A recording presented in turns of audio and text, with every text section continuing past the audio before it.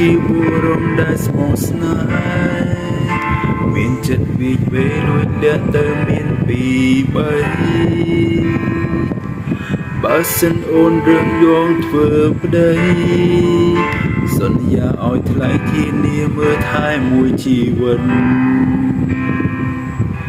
ពីដើមភូមិរហូតដល់ចុងភូមិអូនអាចតាសួរគេបានថាបងជាប្រុសបែបណាមិនតែលួចលាក់មានអ្នកណាគិតតែខំប្រឹងធ្វើការសន្សំលុយអូនអាចសួរពូម៉ូតូដុកនៅខាងមុខឬមួយសួរមីចាប់មួយនៅខាងក្រោយថាបងគឺបរិសុទ្ធស្មោះលេខ1សូមអូនកុំព្រួយបងអាចធានាជឿជាក់បាន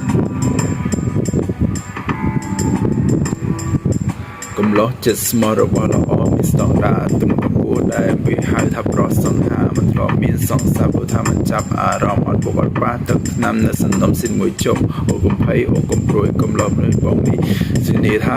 លេខ1ចំនួន7ស៊ីពេលតែមួយទុកឲ្យអូនបូកអានបូកស៊ីបើសិនអូនឆ្លើយអូខេវាទៅ pre wedding